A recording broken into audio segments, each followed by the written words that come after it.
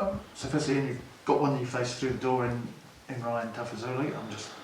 Tell us about him and how he's ended up here and what the qualities are that wanted you to get him in. Well, I think it's pretty obvious we need someone who could win a first header from their goalkeeper's kick or whatever it is, from a long ball from back to front. We're a little bit short on that. We've got some wonderful footballers, but we're a little bit short on very tall people who are very good in the air.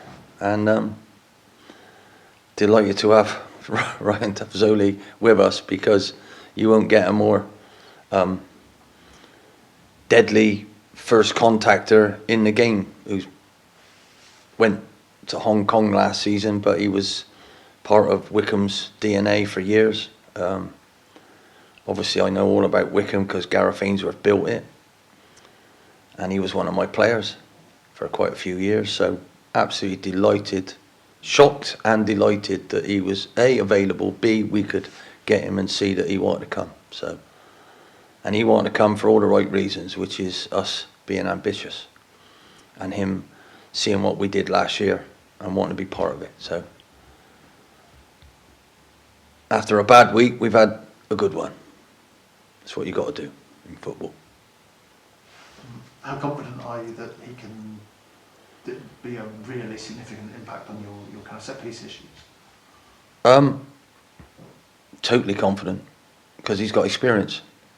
And what we're lacking in there as well is with the other younger ones, Phil Mabete, Billy Kirkman, Tom Wilson-Brown, is that experience, you know. They're very, very, very good players. And what they need around them is leaders and talkers and organisers. And I believe that's what Taff is, without a shadow of a doubt. So I am completely and utterly delighted. He's not fit for this Saturday, but he's had a Achilles tendon problem. So did a lot of the Wycombe lads. Their pitch was far too hard. So we've had a good look at it, and we're very, very confident it was only a minor thing, and he'll be ready to go in a week or so. And the lights have gone off. 50p in the meter. Can't afford that at the moment.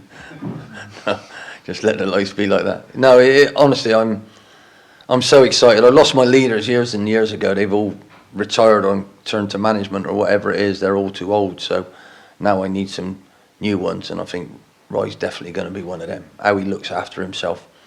If you want to know anything about him, have a look on YouTube and stuff. He's articulate, he's clever, he knows what he's doing.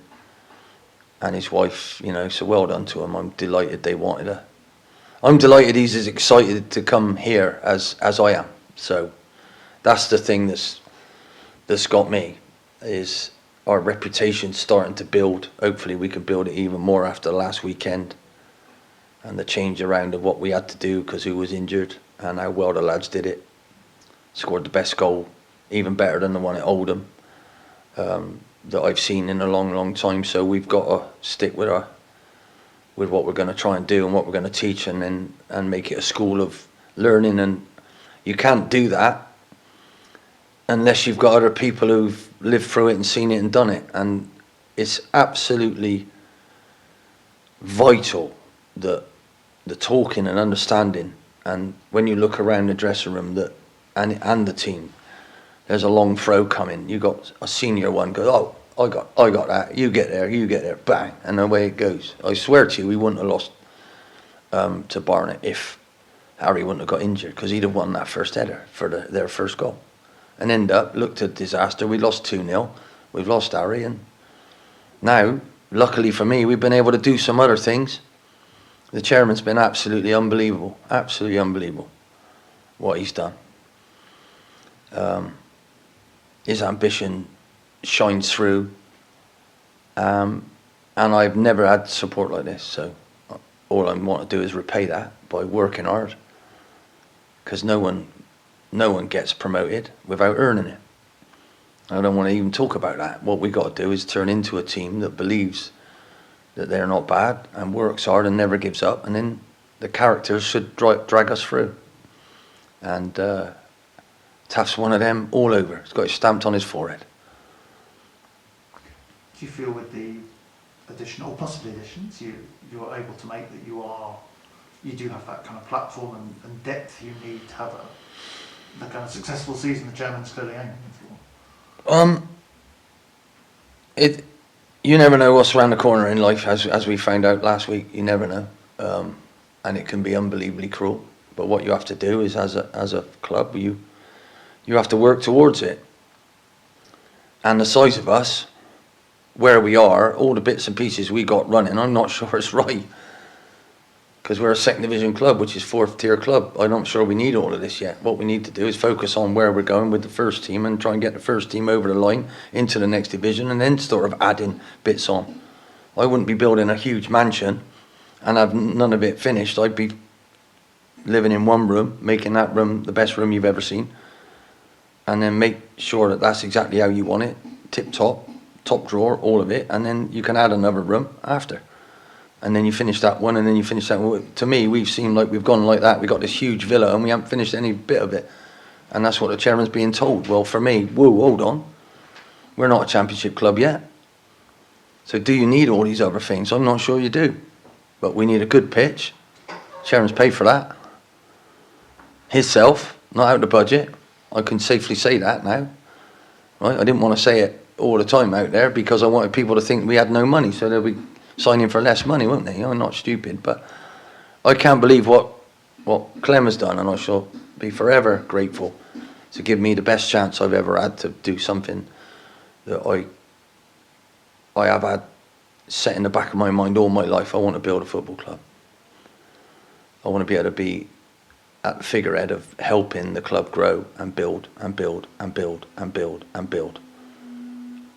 And if I got to take some of this down to do that, then I got to look at it totally, because sometimes it doesn't make sense. You need to make sure your tin of paint looks absolutely brilliant. The more expensive tin of paint, you don't overspread it so it looks as cheap as the thin one. You make it look the absolute dog's padoobies, and then you move on to the next thing, and then on to the next thing. So what we've got now is a chance to build this group of people into a team. And that's the secret. You can throw money at things left, right and centre. Clubs have done it for years and years and they've got nothing. What we've got to do is build this wonderful set, in my opinion, of skill sets from different people into a group and into a team. And that's what I am totally and utterly convinced that I will be able to do with this group. From saying that, are there any particular things you think you sort of need to kind of revamp or strategically change that you've got at the moment? No, it's just our patterns, and then you just get used to where you're going and used to what you're doing, and you'll learn from every single game where somebody does something against you. If that works against you, then you got to do something to change that so you can overcome that, and it's getting harder and harder. You know, midweek I watched Manchester United get beat by Grimsby. Grimsby's approach of the game was absolutely superb. Man United didn't do much about it. And 10 minutes earlier I'd watched Fulham against Bristol City, and Bristol City have been excellent this season, and Fulham just passed through them and round them. It was a joke at times, and City had a bit of a lesson, but they still only lost 2-0. They're still learning. But how Fulham played compared to Man United was a joke. Man United being bad, I mean. So, wow.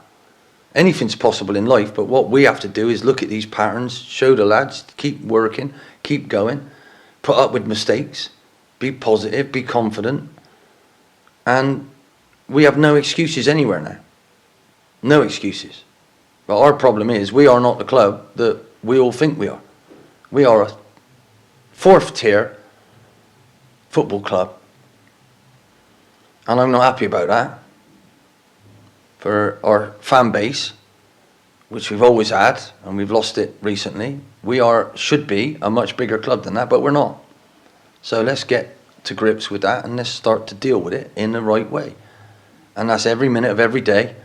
We try and be a good club and a proper club, and I will not tolerate anything other than that, and that's including my behaviour on the line.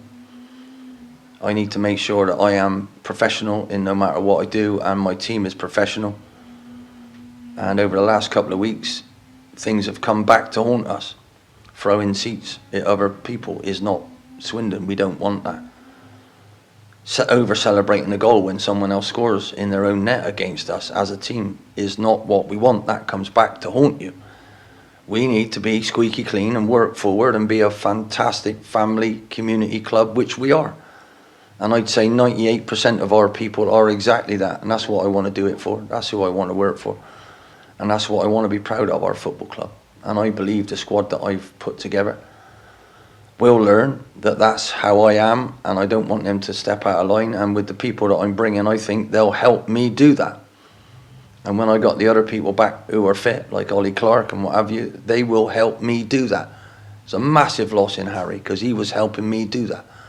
But he also had this bit where he might go wrong sometimes, but that was changing. And life's cruel at times, but what we have to do is, we're Swindon Town, and we are where we are now, and for God's sake, we've got to try and say that that's not good enough. Let's go about it with hard work and determination and togetherness, because without that, without us moulding into a team that overcomes adversity, we ain't going to do anything. Loads of people have thrown money at things and it's all gone wrong. And if you look at Manchester United now, all the best to them. They used to be the best, but they're not at the moment. Honestly, that's the way things go. Quick word firstly on sort of fitness for the Crewe game and the actual challenge you got against the team have started pretty well.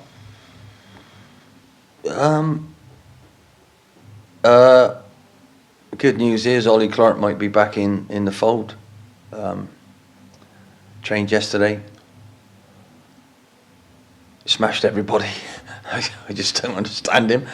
If I'm coming back after a sore ankle, his way of finding out is levering everybody else. I mean, I was relieved that we dragged him off after 20 minutes. God's sake, Carl, what are you going to do? But I'm all right now, Gaffer. I think that's his, I swear he tackles his mum when he goes round to see her, or he tackles his wife when he gets home. But no, I'm relieved to say that he looked fully functional, so he'll be in the squad. Taff will be coming up with us.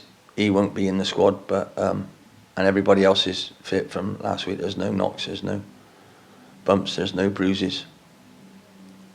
So I'll have a scratch on my head and see what happens. Hopefully I won't get splinters. And just a quick word on the game, and like I say, what Crewe offer and how you deal with it. Yeah, what Crewe offer and what they are is very different to what you think. It's very clever what they do. They're called creating overloads all over the pitch, and not overloads where you'd think they would be the way football is now. They set to roll it out, but they try and get an overload on your back line, and they'll go from back to front and then try and win it for their small little players that they've got there, and they're very talented centre forward, to cause you all sorts of problems on your back line. That's what they do. And Crewe never bothered with that before. They used to just play everywhere, but they can if they want to. But very interesting what their manager's doing. So we've had a good look at that. Be an unbelievably tough test for us, but one we're looking forward to. Having to turn things around a little bit on the fly last week, style-wise, has it been helpful to have a full week to kind of get those patterns in, which we saw in good places last week, but obviously on those? Well, just to reiterate, since I've been here, we've played football, but I've because we had Harry, because we were losing, and because we played so atrociously at Colchester away, 59% possession, no shots at goal, lose 4-0. I've had to limit where we can do this. Now, because we haven't got that long ball from back to front at times, which you do need, I might have to get a wide one to be able to do that, because Crewe hit a lot of long balls, and you've got to get yourself out of trouble if someone's pressing you at times, and there's not a long ball or a short ball, there's only the right ball. So I've coached passing and moving ever since I've been here. It's part of my DNA. Two. You hear me shout it on the side when we didn't play last week. Pass, because they are better than they realise they are. Well, you know, so this isn't something that I've only just brought in last week. The fact that I've taken off the shackles, and actually we might have to do that a bit deeper here to keep the ball with better passes up to our front. If you look how good Aaron Drinnan looked on Saturday, because the balls that we gave him were right for his type of player. So, you know, but you need all sorts. So it's not that big a change, right? It's not that big a change, but it's about the right time of doing it and getting people around the ball wherever you're going to put it. That's the difficult bit. And sometimes, if you, like Crewe will do to us, in a few weeks' time they might have to rethink that, because we'll probably win the first header, which will head it back over their midfield, and then that might go to our forwards, and they might not want to be so spread out because they've just lost a long ball. Right? Well, at the moment, anybody who's hit a long ball down our right-hand side, with the greatest respect, Will's not the best in the air, and Joe Snowden's a forward who's playing back there. Do you know what I mean? When Joe McGregor came on the other day, he won some of his headers, so we might not be that, you know, but I've got to find a way. So it's not that different, but the principles that I've talked about ever since I've been here, they haven't changed. Principles of play. There's about 6 that you put into your team. Now let's go. Let's have a look. And luckily we brought some footballers in. Phil Mabete was excellent last week. His choice of pass, what he's doing for a young man is excellent. And that's why we brought him. That's why we brought Tom Wilson-Brown. That's why we brought Finley Munro, to actually get the ball and be able to play. So nothing's really changed, honestly. And I'll play the right football to beat whoever it is. And I felt against Shrewsbury, with their lack of pressing all around the place, I felt we could do that. If someone presses a lot better than that, I might not be able to do that. So, you know, whoever's watching, whatever managers are watching, you think I'm stupid. I've been here an awful long time, and I'm not going to play into your hands by doing the same thing over and over again. What you have to do is but your principles never change. With the ball, without the ball, your principles never change. But what I've got to do is make sure that these new lads bed in and get understanding and talk and lead out there, because they need to choose what to do next and make sure that what we say is being done. Because too many times at this level, the coaches tell people, they go out there and they forget. And the team should never forget. So that's what I'm working on more than anything else. So it's not really a change of style. It's where we do that is the change. But that was for that game. Might not be for every game. And if you don't like it, don't come. If you do like it, do come. If you want to see us trying to win every week, definitely come. But don't have a go at me about the style of it, because we're going to have an identity, which is someone who never ever gives up, who keeps going, who's like a bad rash all over you, and is going to be hard to beat. And I think my team turned into that last year, instead of being a bunch of absolute wussies who looked scared of their own shadow. It's a corner. We don't look like that anymore. So there we go. Have you had any movement with Ryan Delaney trying to get him out? Nope. Feel for him. He's better than the phone calls I'm getting at the moment. So, there we go. So people have asked about him, but not the right level? Nope. Not for a few. He said no to 2 or 3, and they've gone away. They've probably got other people. So. Is he the only player in your current squad that you would be willing to let go before the deadline? Yeah. Only for his own sake. And if you don't go, I'm the luckiest man in the world, aren't I? Because I've got another big centre half who is experienced. So I've only tried to help him long term. It might not feel like that now, but there we go. You want to be a good club, you want to be a big club, you've got to have competition for places. Final word on Botan. Obviously, he's got his move. What do you see for him in the years to come? What does he need to do at Norwich to develop into the player that I think everyone believes that he can be? Well, I hope it works for him. I really do. I hope it works for him. And if I was a bigger club than Norwich, I would have bought him as well, if I'm being brutally honest. But I've had the luck of seeing him day in, day out. Because young ones, when they're out there, they don't always show you their full potential because they're still learning. But I think he did against Doncaster. Unbelievable what he did against Doncaster. And anybody who was there that night would have seen it. I think Norwich were there. They saw the impact that he made. And it was how he did it.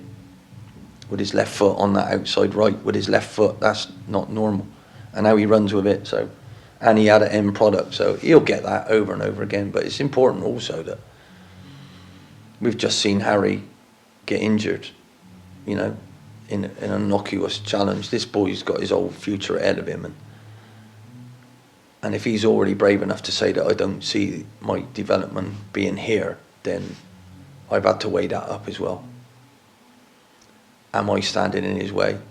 Am I the one that he wants to be? Should he have already spoke to them? But this is how agents work these days. So, and the facts were it all pointed to fate saying, there you go on then. And further on, later on in this year, I'd have had other people already. I've already told other people who I know in the game, have you seen this kid? How good is he? Because people deserve to move forward. And I got a list at home of people that I've helped, and you know, so it reminds me that, hang on, you helped him all those years ago, so don't forget him, because my life, some of the names, and you know what I mean, where are we? But Izzy Abire is one of them, and to see him come out at Arsenal the other day with that smile on his face, I remember him as a young boy playing in the under-21s. Wow, he looks good. And then we loaned him out. Gareth Ainsworth helped him immensely, but just to have a tiny little part like that is massive. But sometimes the overall picture that you're in control of needs to change because something drastic has happened. And am I disappointed that I've had to let him go? Yes, I am. I am, because I miss nurturing and seeing that talent day in, day out. But I believe I've got Danny Butterworth who can do very similar to that, who's a bit older, who wants to be here, who wants to try, who's working hard. I've said 2 or 3 things to him, and our relationship's growing, so I can use him. I haven't got to bring anyone else in to do that. So, and what Danny can do at times is sensational. So, you know, hopefully I can.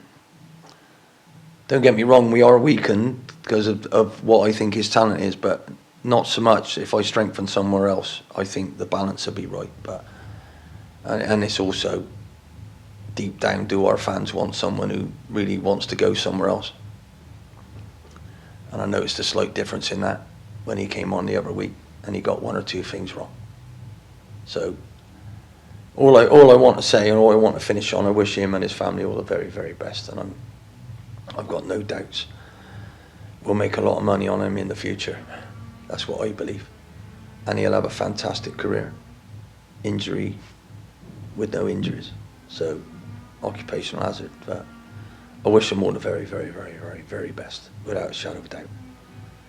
And I will be watching what he does.